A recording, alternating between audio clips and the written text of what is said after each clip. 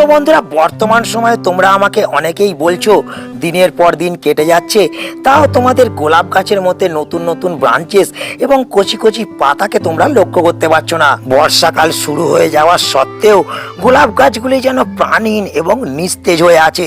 এর সাথে সাথে তোমরা আমায় বলছো গাছ কিনে আনার সময় গাছের মধ্যে ফুল এবং কুঁড়ি সবই ছিল, কিন্তু তারপর থেকে গাছের বৃদ্ধি বিকাশ যেমন থমকে গেছে, তেমন গাছের মধ্যে কুঁড়ি আর ফুল কোনোটাই তোমরা আনতে পারছো না। তো বন্ধুরা, আমাদের গোলাপ গাছ একটি শীতকালীন গাছ হলেও এই গাছকে আমরা সারা বছরই কিন্তু ছাদ বাগানে বাঁচিয়ে রাখতে পারি এবং এই সব গাছ থেকে আমাদের শীতের শুরু থেকে প্রচুর পরিমাণে ফুল পেতে হলে এই সময় কিন্তু আমাদের গাছের বৃদ্ধি বিকাশটা সঠিকভাবে করতে হবে। কারণ বন্ধুরা, আমরা সকলে জানি আমাদের গোলাপ গাছের নতুন ব্রাঞ্চ থেকেই কিন্তু কুঁড়ি এবং ফুলকে আমরা পাই। যেহেতু এই সময় আমাদের বর্ষাকাল চলছে, তো এই সময় হচ্ছে সুবর্ণ সুযোগ আমাদের গোলাপ গাছগুলোকে দ্রুত বৃদ্ধি বিকাশ করার, গাছের মধ্যে নতুন নতুন ভেসেল শুটস এবং এরিয়াল ব্রাঞ্চকে আনার। তবেই কিন্তু আমরা গোলাপ গাছকে এই বর্ষাতেই যেমন ঝাঁকড়া করে তুলতে পারবো, তেমন দুর্বল হয়ে পড়া গোলাপ গাছগুলোকে আমরা কিন্তু সবুজ এবং সতেজ করে তুলতে পারবো। তো এই বর্ষাকে কাজে লাগিয়ে আমাদের দুর্বল হয়ে পড়া মরণাপন্ন গোলাপ গাছগুলিকে দ্রুত বৃদ্ধি করতে হলে এবং প্রত্যেকটা গোলাপ গাছকে একটা সুন্দর শেপ দিতে হতে গেলে আমাদের গোলাপ গাছ থেকে প্রচুর পরিমাণে ভেসেল শুটস এবং এরিয়াল ব্রাঞ্চকে আমাদের পেতে হলে আমাদের এই আগস্ট মাসের মাঝামাঝি সময়ে দাঁড়িয়ে আমাদের গোলাপ গাছের মধ্যে কিছু ঘরোয়া পরিচর্যাকে আমাদের করতে হবে এবং এর পাশাপাশি আমাদের গোলাপ গাছের মধ্যে বিশেষ কিছু খাবারকে এই সময় আমাদের প্রয়োগ করতে হবে।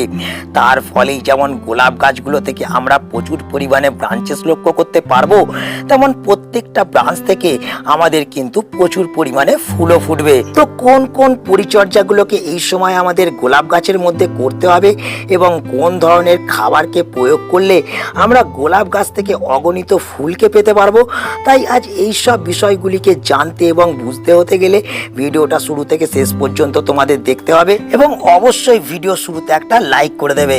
যারা নতুন বন্ধু চ্যানেলে প্রথম, অবশ্যই কিন্তু কার্তিক হর্টিকালচারকে সাবস্ক্রাইব করে রাখবে। তো বন্ধুরা, যেহেতু আমাদের প্রত্যেকটা গোলাপ গাছ থেকে শীতের শুরু থেকেই প্রচুর পরিমাণে ফুল এবং কুঁড়িকে আমাদের আনতে হবে, সেহেতু এই বর্ষাকে কাজে লাগিয়ে আমাদের কিন্তু প্রচুর পরিমাণে গাছ থেকে ভেসেল শুটস এবং এরিয়াল ব্রাঞ্চকে আমাদের আনতে হবে। তবেই কিন্তু আমাদের গাছগুলো একটা সুন্দর শেপ পাবে এবং গাছগুলোকে আমরা বুশি করে তুলতে পারবো এবং আমাদের গাছগুলো যত বুশি হবে তত বেশি বেশি ফুল কিন্তু আমরা শীতকালে আমাদের প্রত্যেকটা গোলাপ গাছ থেকে পেতে পারবো। কিন্তু এই কাজটাকে করার আগে আমাদের যে বিষয়টা জানতে হবে যে আমাদের গোলাপ গাছের মধ্যে এরিয়াল শুটস এবং ভেসেল শুটস কোনটা, তবেই কিন্তু আমরা এই সময় সঠিকভাবে গোলাপ গাছের পরিচর্যাটা সহজেই কিন্তু করতে পারবো। তো বন্ধুরা, এই যে ব্রাঞ্চটাকে তোমরা লক্ষ্য করতে পারছো, যে ব্রাঞ্চটা পুরোপুরি গাছের গ্রাফটিং নোট থেকে উঠে এসছে, এই ব্রাঞ্চগুলোকে কিন্তু আমরা ভেসেল শুটস বলি। তোমরা এখানে দেখতে পাচ্ছ বেশ কয়েকটি ভেসেল শুটস এই গাছটার মধ্যে কিন্তু আছে।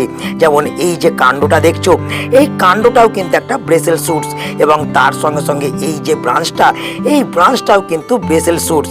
এই ভেসেল শুটস কিন্তু খুব মোটা এবং শক্তিশালী হয় এবং নিচ থেকে প্রচুর পরিমাণে খাবার এবং জলকে নিয়ে আসতে থাকে। তার ফলে যেটা হয়, গাছগুলো কিন্তু দ্রুত হারে এই ভেসেল শুটস বৃদ্ধি করার ফলে ঝাঁকড়া এবং বুশি হতে থাকে এবং একটা ভেসেল শুটস থেকে আমরা একের অধিক কিন্তু ফুল পেয়ে থাকি। তাই এই ধরনের ভেসেল শুটসকে আমাদের কিন্তু এই বর্ষায় গাছের মধ্যে ডেভেলপ করতে হবে, তবেই কিন্তু গাছগুলোকে আমরা বুশি এবং সুন্দর করে তুলতে পারবো এবং এই ভেসেল শুটস আসার ফলে আমাদের গাছগুলো কিন্তু হেলদি হয়ে উঠবে। এর পাশাপাশি গোলাপ গাছের মধ্যে এই যে ব্রাঞ্চটাকে তোমরা দেখছো, যাকে আমরা সেকেন্ডারি ব্রাঞ্চ বা এরিয়াল ব্রাঞ্চ বলে থাকি, এই ব্রাঞ্চগুলো খুবই কিন্তু দুর্বল হয় এবং এই ব্রাঞ্চ থেকে আমরা কিন্তু একটাই ফুল পেয়ে থাকি। তাই এই ব্রাঞ্চগুলো কিন্তু আমাদের দরকার আমাদের গাছ গাছকে ঝাঁকড়া করে তোলার জন্য। তাই এই দুই ধরনের ব্রাঞ্চ কিন্তু আমাদের গোলাপ গাছের মধ্যে এই সময় আনতে হবে। তার জন্য আমাদের প্রথম যে কাজটাকে করতে হবে সেটা হলো এই সময় আমাদের গোলাপ গাছকে কিন্তু অল্প বিস্তর কাটাই ছাঁটাই করতে হবে। কিন্তু বন্ধুরা এই সময় আমাদের একটা বিষয়কে ভালোভাবে জানতে হবে যে আমাদের গোলাপ গাছের কোন কোন ব্রাঞ্চকে কাটলে পরে বা কিভাবে গাছের কাটাই ছাঁটাই করলে পরে আমরা গোলাপ গাছের মধ্যে এরিয়াল ব্রাঞ্চ এবং ব্রেসাল ব্রাঞ্চকে আমরা আনতে পারবো। তো এইখানে যে তোমরা ডালটাকে দেখছো, এই ডালটা কিন্তু আমার বৃদ্ধি বিকাশ হচ্ছে না। তো আমাদের যেসব গোলাপ গাছের ব্রাঞ্চ বৃদ্ধি বিকাশ করা বন্ধ করে দিয়েছে বা যেসব গোলাপ গাছের ব্রাঞ্চের মধ্যে নতুন নতুন শাখা পোশাখা আসছে না, সেই ব্রাঞ্চগুলোকে আমাদের চিহ্নিত করে আমাদের কিন্তু পুনিং করতে হবে। তো কতটা পরিমাণে আমরা পুনিং করব? তো বন্ধুরা এই যে ব্রাঞ্চটা দেখছো, এই ব্রাঞ্চটা যেহেতু বৃদ্ধি বিকাশ করছে না বা এই ব্রাঞ্চের মধ্যে যেহেতু নতুন নতুন ডালপালা আসছে না, সেহেতু এই ব্রাঞ্চগুলোকে আমাদের চিহ্নিত করতে হবে এবং চিহ্নিত করে ফেলার পর আমাদের 4 আঙুল মতন এই ব্রাঞ্চগুলোকে কিন্তু এই সময় পুন করতে হবে। তো এই সময় আমরা কিন্তু গোলাপ গাছের হার্ড পুনিং করব না, এই সময় আমরা কিন্তু গোলাপ গাছের ব্রাঞ্চগুলোকে অল্প অল্প করে কিন্তু সফট পুনিং করব। যেমন এই ব্রাঞ্চটাকে আমি কাটলাম, তেমন কিন্তু আমাদের এই ব্রাঞ্চটাকেও কিন্তু কাটতে হবে। এর পাশাপাশি আমরা এই ব্রাঞ্চটাকেও কিন্তু বন্ধুরা কেটে দেবো, তোমরা দেখতে পাচ্ছ। এইভাবে কিন্তু আমাদের পুনিংটা করতে হবে, তবেই কিন্তু আমরা গোলাপ গাছ থেকে আবার নতুন করে ব্রাঞ্চেসকে বৃদ্ধি করতে পারবো এবং গাছ থেকে নতুন নতুন কিন্তু ব্রেসেল শুটস আমরা আনতে পারবো। তো বন্ধুরা এই তো ছিল আমাদের প্রথম একটি কাজ। এরপর চলো আমরা দেখে নিই এই গোলাপ গাছের মধ্যে দ্বিতীয় কোন কাজটা করলে আমরা গোলাপ গাছকে এই সময় নতুন নতুন ডালপালা এবং পাতাতে ভরিয়ে তুলতে পারবো। তো বন্ধুরা আমাদের গোলাপ গাছ কাটাই ছাঁটাই করার পর আমাদের যে 2 নম্বর কাজটাকে আমাদের গোলাপ গাছের মধ্যে করতে হবে সেটা হচ্ছে আমাদের গোলাপ গাছের মাটিটাকে আমাদের কিন্তু ভুরভুরে রাখতে হবে, যাতে এই সময় গোলাপ গাছের শিকড় দ্রুতভাবে চলাচল করতে পারে এবং তার সঙ্গে সঙ্গে গাছের মধ্যে যাতে প্রচুর পরিমাণে এরকম বেসেল শুটসকে আমরা আনতে পারি। তার জন্য আমাদের যেটা করতে হবে, আমাদের কিন্তু প্রত্যেক সপ্তাহে মাটিটাকে কিন্তু এরকম খুঁজে ফেলতে হবে এবং এই সময় আমাদের যে জিনিসটাকে গাছের মাটির মধ্যে প্রয়োগ করতে হবে সেটা হলো বন্ধুরা যে কোনো কম্পোস্ট সার।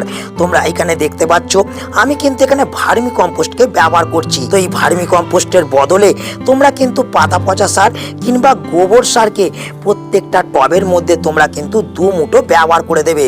এবং এর পাশাপাশি আমাদের যে আর একটা কাজকে এই সময় দাঁড়িয়ে করতে হবে সেটা হলো আমাদের গাছের মাটির মধ্যে যাতে এই প্রবল বর্ষাতে ফাঙ্গাস এবং ব্যাকটেরিয়ার আক্রমণ না হতে পারে, সেই কারণে কিন্তু আমাদের গাছের মাটিটাকে এই সময় কিন্তু ফ্রেশ রাখতে হবে। তার জন্য আমরা এই সময় যে ঘরোয়া জিনিসটাকে গাছের মাটির মধ্যে প্রয়োগ করব সেটা হলো বন্ধুরা এটা। তো এই যে জিনিসটাকে তোমরা দেখছো এটা হলো হলুদ, যা আমরা রান্নাঘর থেকে সংগ্রহ করে নেব এবং এই সময় আমরা প্রত্যেকটা গোলাপ গাছের টবের মধ্যে আমরা কিন্তু 1/2 চামচ করে প্রয়োগ করে দেবো। এর ফলে যেটা হবে আমাদের গাছের মাটির মধ্যে এই সময় প্রবল বৃষ্টির ফলে ফাঙ্গাস এবং ব্যাকটেরিয়ার আক্রমণ হবে না এবং গাছ কিন্তু দ্রুত হারে শিকড়কে ডেভেলপমেন্ট করতে পারবে। তার ফলে গাছের বৃদ্ধি বিকাশটাও আমরা কিন্তু দ্রুত হারে লক্ষ্য করতে পারবো। তো বন্ধুরা এই তো ছিল আমাদের 3 নম্বর একটি টিপস। এরপর চলো আমরা দেখে নিই আমাদের 4 নম্বর কোন কাজটাকে করতে হবে। তো বন্ধুরা এই সময় আমাদের গোলাপ গাছ থেকে প্রচুর পরিমাণে শাখা পোশাখা এবং ডালপালা আনতে গেলে এবং আগামী শীতকালে আমাদের গোলাপ গাছ থেকে প্রচুর পরিমাণে ফুল পেতে হতে গেলে আমাদের যে 4 নম্বর কাজটাকে এই সময় করতে হবে, আমাদের গোলাপ গাছগুলোকে কিন্তু বৃষ্টির জলের মধ্যে রাখতে হবে। আমাদের লক্ষ্য রাখতে হবে যাতে পর্যাপ্ত পরিমাণে বৃষ্টির জল যাতে আমাদের গোলাপ গাছগুলো পেতে পারে এবং এর পাশাপাশি আমাদের গোলাপ গাছের মধ্যে কিন্তু খাবারকে প্রয়োগ করতে হবে। তো এই সময় আমরা কোন খাবারগুলোকে গোলাপ গাছের মধ্যে প্রয়োগ করব সেটাও কিন্তু আমাদের জানতে হবে। তো বন্ধুরা এই সময় আমাদের গোলাপ গাছের জন্য যে 2টি খাবার দরকার সেটা হলো নাইট্রোজেন এবং ফসফরাস। এই বর্ষাতে যদি এই 2টি খাবারকে আমরা গোলাপ গাছের মধ্যে সঠিকভাবে প্রয়োগ করতে পারি তাহলে কিন্তু এই বর্ষাতেই আমাদের গোলাপ গাছগুলো প্রচুর পরিমাণে ব্রেসেল ব্রাঞ্চ এবং এরিয়াল ব্রাঞ্চকে কিন্তু বৃদ্ধি করতে পারবে এবং প্রত্যেকটা গোলাপ গাছকে আমরা কিন্তু শীতের আগেই ঝাঁকড়া এবং বুশি করে তুলতে পারবো। তো কোন ধরনের খাবারকে এই সময় আমরা প্রয়োগ করব? তো এই সময় আমাদের গোলাপ গাছের মধ্যে যে খাবারটাকে প্রথমে প্রয়োগ করতে হবে সেটা হলো বন্ধুরা এটা। তো এই জিনিসটা হলো বন্ধুরা চা পাতা, যা আমরা সকলেই কিন্তু বাড়ি থেকে অতি সহজে সংগ্রহ করতে পারবো। এবং আমরা সকলে জানি এই গোলাপ গাছ কিন্তু চা পাতাকে ভীষণভাবে পছন্দ করে। এই চা পাতার মধ্যে যেমন প্রচুর পরিমাণে নাইট্রোজেন আছে, তেমন এই চা পাতার মধ্যে আছে প্রচুর পরিমাণে অনুখাদ্য।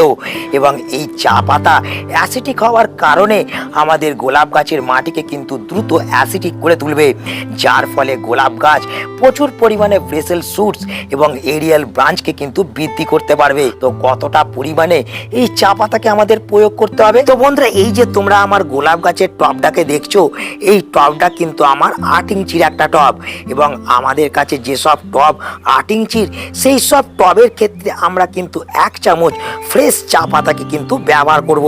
এক্ষেত্রে তোমরা যদি ইউজ করা চা পাতা ব্যবহার করো, সেক্ষেত্রে কিন্তু তোমরা 2 থেকে 3 চামচ 8 ইঞ্চি টবের মাটির মধ্যে কিন্তু তোমরা সুন্দরভাবে প্রয়োগ করে দেবে। এই টবের মধ্যে এই চা পাতাকে প্রয়োগ করার পর আমাদের কিন্তু একটা বিশেষ ধরনের খাবারকে প্রয়োগ করতে হবে। তো সেই খাবারটা কি, তো চলো সেটা এবার দেখে নিই। তো সেই খাবারটা হলো বন্ধুরা এটা। তো আমার হাতে যে খাবারটাকে তোমরা দেখতে পাচ্ছ, সেটা হলো ডিএপি, যার মধ্যে প্রচুর পরিমাণে নাইট্রোজেন এবং প্রচুর পরিমাণে ফসফরাস আছে, যাকে আমরা ডাই অ্যামোনিয়াম ফসফেট বলে থাকি। তো এক্ষেত্রে বন্ধুরা, তোমরা অনেকেই আমাকে প্রশ্ন করতে পারো যে এই রাসায়নিক সারের বদলে আমরা কি এই সময় গোলাপ গাছের মধ্যে কোনো জৈব সারকে ব্যবহার করতে পারবো?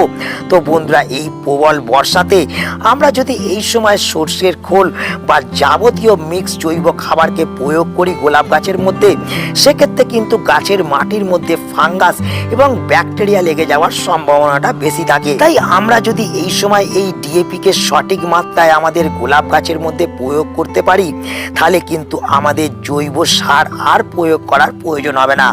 শুধুমাত্র আমরা এই সারকে প্রয়োগ করেই শীতের আগে আমাদের প্রত্যেকটা গোলাপ গাছ থেকে কিন্তু প্রচুর পরিমাণে ব্রেসেল শুটস এবং এরিয়াল ব্রাঞ্চকে আমরা আনতে পারবো।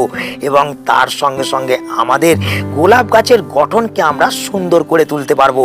তো কতটা পরিমাণে এই সারটিকে আমাদের প্রয়োগ করতে হবে? তো বন্ধুরা, তোমরা কিন্তু দেখতে পাচ্ছ আমি কিন্তু 1 চামচের 4 ভাগের 1 ভাগ ডিএপি কে কিন্তু নিয়ে নিয়েছি আমার এই 8 ইঞ্চি টবের মধ্যে ব্যবহার করার জন্য।